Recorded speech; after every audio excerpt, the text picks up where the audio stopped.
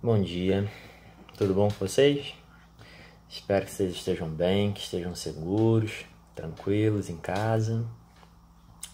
Meu nome é Vinícius, para quem não me conhece, eu sou evangelizador do Grupo Jovem da Casa do Caminho. Estou aqui com vocês hoje para a gente dar continuidade ao estudo do Livro dos Espíritos, que a gente está na terceira parte. A gente vai dar continuidade ao Livro dos Espíritos, que é o estudo que a gente faz com o Grupo Jovem 2 para ser mais exato. A gente faz, antes da pandemia mudar totalmente o nosso estilo de vida, a gente estava todo sábado de manhã reunido, juntos uns dos outros, né? Fazendo nossos estudos do Céu e Inferno, do Livro dos Espíritos. E aqui eu vou dar continuidade ao estudo do Livro dos Espíritos. Agora sim, a gente estava na terceira parte do livro, bem no finalzinho, lá no capítulo 12, Perfeição Moral. E essa terceira parte, que a gente vai ler as duas últimas perguntas para terminar, ela trata das leis morais. Leis morais que são as principais ideias trazidas por Jesus, as mais importantes pelo menos, né? As primeiras partes falam das partes mais científicas, da anatomia do espírito, do mundo espiritual, da reencarnação, aquilo mais. Mas essa terceira parte ela é bem importante, tratando da lei de justiça, da lei do trabalho, de conservação, do progresso, a lei de amor. Tão importante para a gente realmente se modificar, conseguir dar esse passo. Muito bem. Então, esse último capítulo, Perfeição Moral, que a gente vai tratar das últimas duas perguntas, a gente se pergunta o que é uma coisa ligada à moral. Para a gente chegar à perfeição moral, a gente precisa entender o que trata da moral, né? Então, a gente tem vamos chamar de duas asas da nossa evolução como espírito imortal. A gente tem a evolução intelectual e a gente tem a evolução moral. Normalmente, o caminho mais comum é a gente alavancar essa evolução intelectual, que diz respeito à inteligência, para depois a gente chegar à conclusão que a gente precisa melhorar a parte moral. Mas se fosse o oposto, de repente, era mais fácil evoluir a parte moral logo toda.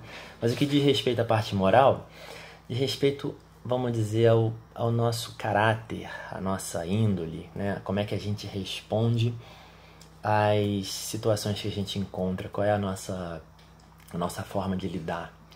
E naturalmente que para você ter uma moral evoluída, você tem que estar o mais próximo possível do pensamento do Cristo, das ideias que Cristo trouxe para a gente. Vamos lá. Ele começa aqui na pergunta 918. Caracteres do homem de bem, ou seja, características de um homem de bem. Pergunta 918. Por que indícios se pode reconhecer em um homem o progresso real que lhe levará o espírito na hierarquia espírita? A gente já viu lá nos capítulos anteriores sobre a hierarquia espírita, que você começa lá como um espíritozinho bem ignorante, você, com o passar do tempo das encarnações, você vai se melhorando intelectualmente, moralmente, e você vai subindo numa hierarquia. Então você tem os espíritos impuros, os espíritos... São várias, na verdade são 3. São os espíritos... deixa eu botar aqui. São a primeira ordem, a segunda ordem, a terceira ordem. Mas enfim, a gente tem os espíritozinhos mais complicadinhos. Depois a gente tem os espíritos já melhorzinhos. Depois a gente tem a última, que são os espíritos puros, que é a nossa pretensão é chegar lá em cima. E aí ele pergunta quais são as principais características desse homem de bem.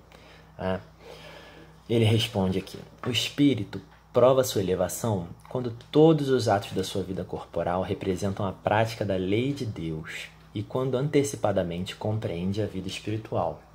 Essa última parte de compreender a vida espiritual, a gente está se esforçando aqui, né? A gente está estudando para entender como é que funciona essa história de reencarnação, do que eu planto hoje eu vou colher amanhã, que eu tenho que mudar hoje as minhas atitudes para amanhã eu ter uma situação um pouco melhor.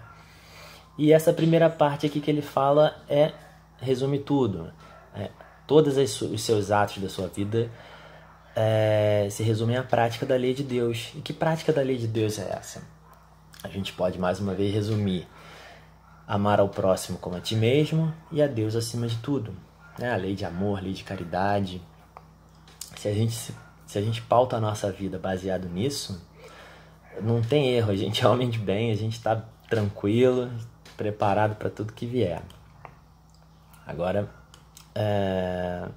próxima pergunta.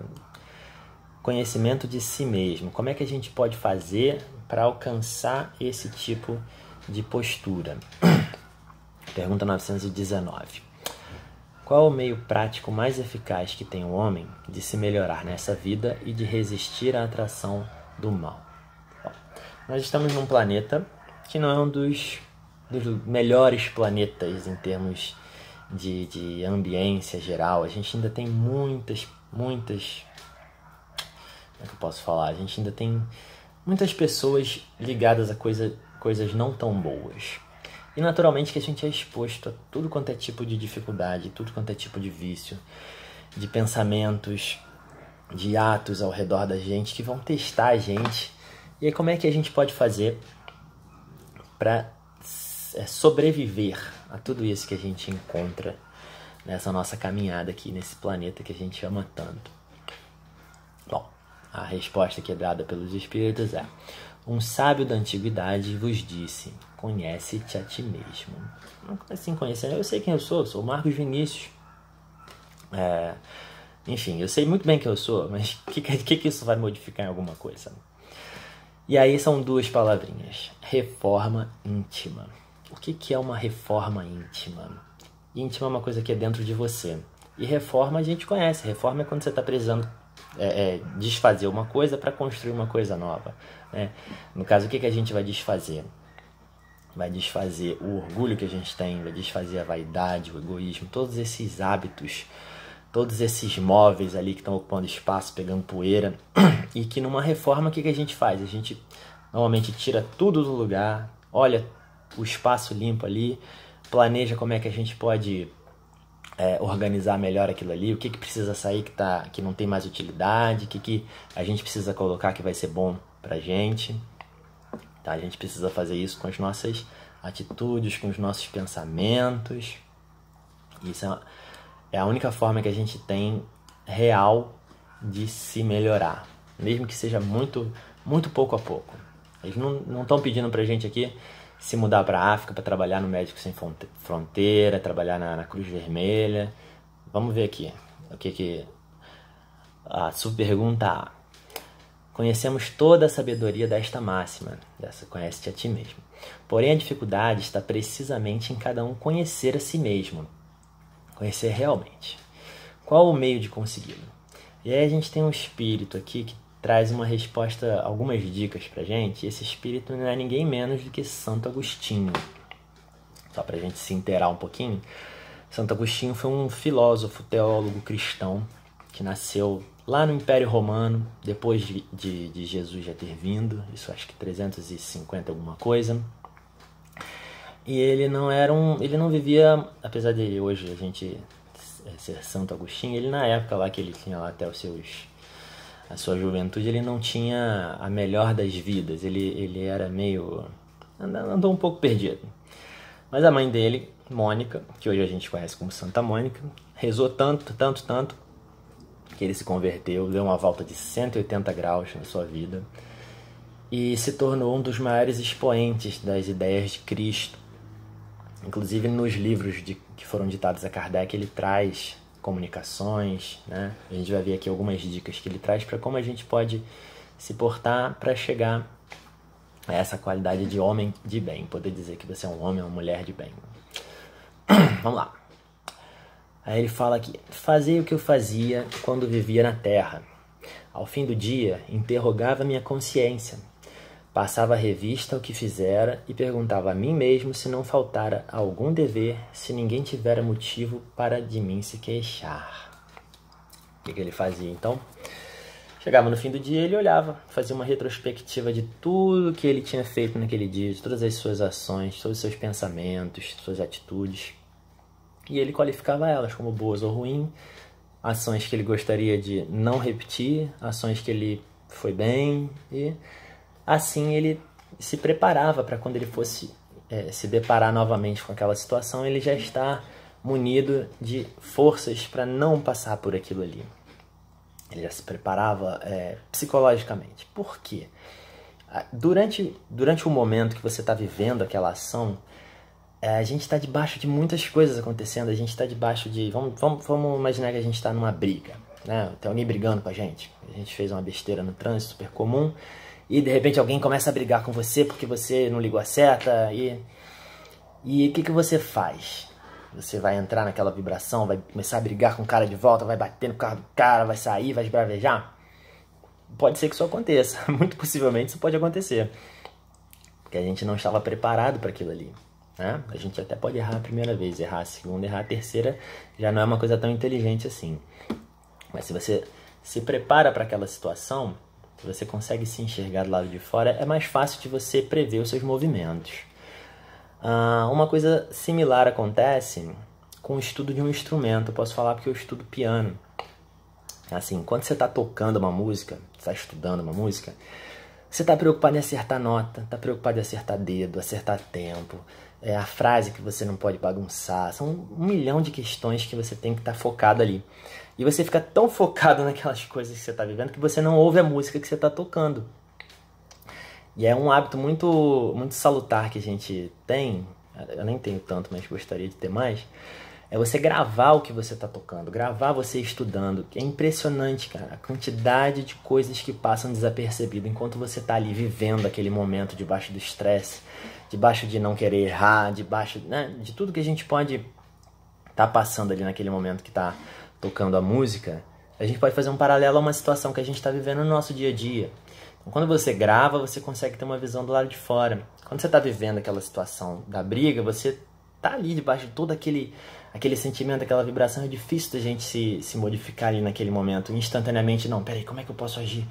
Não posso agir assim. Então, Santo Agostinho, todos os dias de noite, chegava, fazia essa retrospectiva e qualificava. E aí era mais fácil para ele, numa outra situação, ele se calçar já, para não passar por aquilo. Vamos lá, vou pular um pouquinho aqui, porque a resposta dele é muito grande, mas eu separei mais uma outra parte interessante. Deixa eu ver quanto tempo eu tenho. O conhecimento de si mesmo é, portanto, a chave do progresso individual. Mas direi, como há de alguém julgar-se a si mesmo? Não é tão fácil você olhar ali para a tua situação, voltando para aquela situação da briga, você olhar para a sua reação e falar, não, mas realmente eu podia ter sido melhor, ou então eu podia ter... vai com Deus, qualquer coisa assim. Mas o que a gente faz normalmente? A gente acha desculpa pra gente. Não, mas eu tô cansado, eu tô no meu direito de ter esquecido a seta porque eu não dormi direito, então porque eu briguei com a minha mulher. A gente vai achar um monte de desculpas, um monte. E o que ele propõe que a gente faça? Ele propõe que a gente coloque a nossa reação, a nossa atitude, se fosse uma outra pessoa que tivesse agido assim com você. Tirando agora da situação da briga de trânsito, se você tá lá e uma pessoa é grossa com você do nada, como você poderia ter sido grosso com ela, você gostaria que aquela pessoa tivesse agido com você assim? Você acha que ela estava certa, que ela tem o direito de agir assim? Então, se você reprova que uma pessoa aja daquela forma com você, você provavelmente também seria reprovado se agisse daquela forma com alguém. Então, quando estiverdes indeciso sobre o valor de uma de vossas ações, perguntei como qualificaria se é praticada por outra pessoa. Se você censura no outro, não podereis ter por legítima quando for de você o autor, pois que Deus não usa duas medidas na aplicação de sua justiça. Então, a gente tem que ser indulgente com o outro, né? Não tanto com a gente. E se a gente fizer alguma coisa que nessa retrospectiva do final do dia a gente fica meio, mas eu acho que eu não estava tão errado assim, tá? O cara também me tirou do sério, eu tô cansado. Coloca uma outra pessoa, como é que se você se sentiria, se você reprovaria aquela outra pessoa, se você não ia ser tão indulgente assim. Mas fulaninha também é muito grosso, né? Fulaninha pelo amor de Deus. Então são essas as dicas que Santo Agostinho traz pra gente tentar fazer essa reforma íntima, tirar essa poeira, tirar esses hábitos ruins que a gente ainda traz, né, de se desculpar demais, e que é realmente a única forma que a gente consegue, por mais lenta que ela seja, por mais vagarosa, se a gente não criar esses hábitos, vai demorar mais ainda a nossa evolução, vai demorar mais ainda que a gente consiga mudar as nossas atitudes, mudar os nossos pensamentos. E é isso aí. Se vocês tiverem alguma dúvida, traga aqui a discussão para os comentários. Qualquer coisa que vocês precisarem falar, a gente está sempre à disposição aqui para ouvir, para atender. Tem os evangelizadores, tem a direção da casa, tem todo mundo. E a gente espera que isso passe logo para que a gente possa voltar ao nosso convívio rotineiro todos os sábados, às quintas. Mais uma vez, desejo que vocês fiquem bem, fiquem seguros em casa, que vocês estejam tranquilos. Se precisarem de alguma coisa, a gente está aqui, o que vocês quiserem, tá bom? Fiquem com Deus, tenham uma ótima semana. E é isso aí. Tchau, tchau. Até a próxima.